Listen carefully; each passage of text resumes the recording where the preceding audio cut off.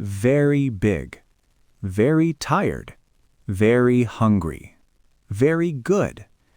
You're not wrong, but you might sound a little basic. There are stronger words, cleaner words, words that paint a picture. Welcome back to English Learning Lounge. I'm Sarah. And I'm Mike. A quick note before we start. If this feels fast, you can slow the video down. That's not cheating, that's learning. Exactly.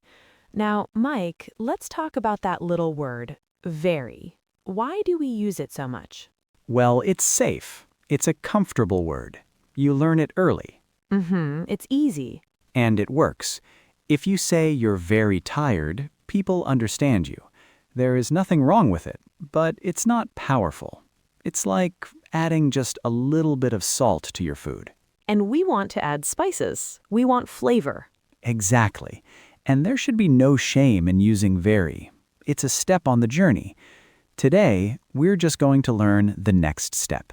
I love that. So let's start with some basic daily feelings. How you feel at the end of a long day. You might say you are very tired. I am often very tired. And a stronger word, a cleaner word, is exhausted. Feel the difference. Very tired, exhausted. It just feels heavier, more complete. Like, after a long week of work, I'm not very tired. I'm exhausted. Yes, that's the perfect use. Now, what about when you haven't eaten all day? You might say you're very hungry. Oh, I get very hungry. My stomach makes noises. It's dramatic. Instead of that, try starving. It has so much more power. I missed lunch, so now I'm starving. That sounds like me every day around 6 p.m. I'm starving. It is always about food with you, Mike. Of course, food is my first, second, and third hobby. Perfect. So let's quickly recap those two.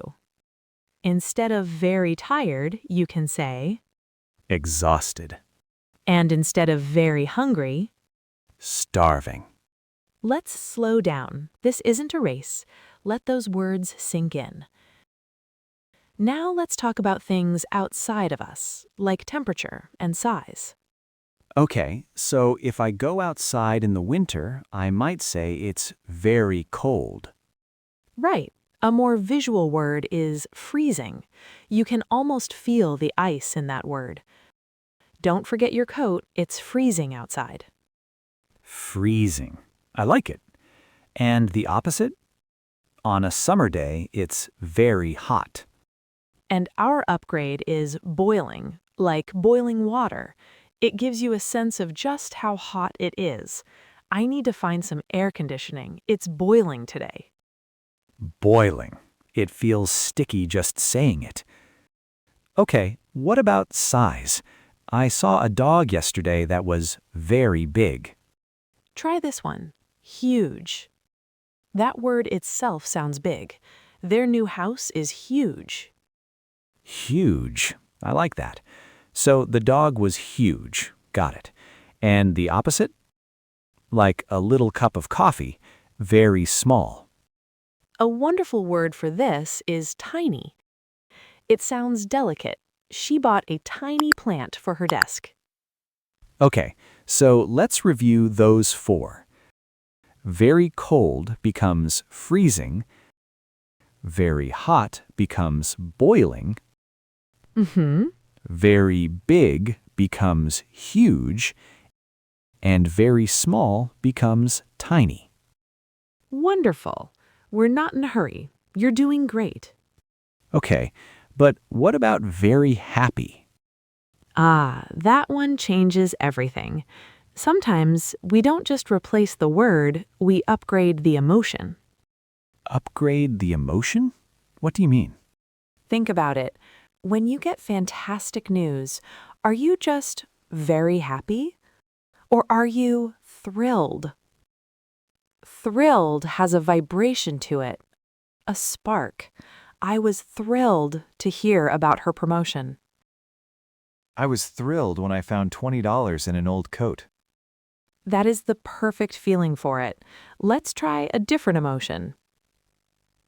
What about watching a scary movie? You are very scared. Right, my heart is beating fast, I'm hiding behind a pillow. You are terrified. That word makes your body freeze a little. He is terrified of spiders. It's a deep physical fear. Okay, I see the upgrade now. One more. What if someone is very angry? Think of a pot of water. First, it's hot, then it's boiling. When someone is very angry, they are past the point of shouting. They are furious. Furious. That feels hot and quiet. A dangerous kind of anger. Exactly.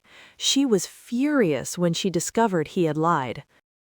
It's a complete emotion in one word. Wow, these feel different. Let's see how they sound in real life. Okay, imagine we're at work. I ask you how you are. Don't even ask. After that 3-hour meeting, I'm exhausted. Perfect. Now imagine we're looking outside. Wow, look at that snow. I'm not going out there. It must be freezing. Great.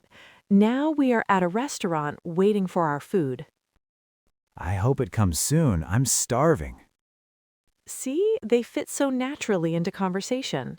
Now let's take a moment and reflect. What word do you use with very most often? Just think about it for a few seconds. For me, I think it's very good. I say it all the time. That's a common one. So the next question is, can you upgrade it? Take another moment. For very good, maybe excellent or wonderful. Fantastic. Those are all beautiful upgrades. Take a breath. You have more words than you think. Okay, so before we wrap it all up, let's do a quick test. I love this part. Okay, I say the weak phrase and you at home say the strong one. Ready? Very tired. The word is exhausted. Very cold. That's freezing. And last one, very happy. Thrilled. How did you do? Even if you only remembered one, that is a success. Absolutely. So let's do a final, calm recap of all the words we learned today. Very tired becomes exhausted. Very hungry becomes starving. Very cold becomes freezing. Very hot becomes boiling. Very big becomes huge. Very small becomes tiny. And for our emotional upgrades, very happy becomes thrilled. Very scared becomes terrified. And very angry becomes furious. Those were some powerful emotional upgrades. Your challenge for this week is simple. Just pick one.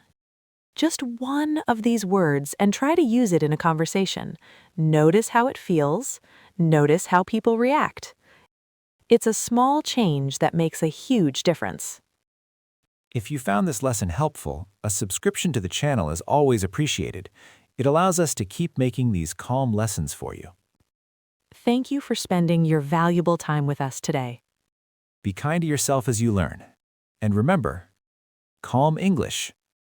Is confident English. See you in the next one.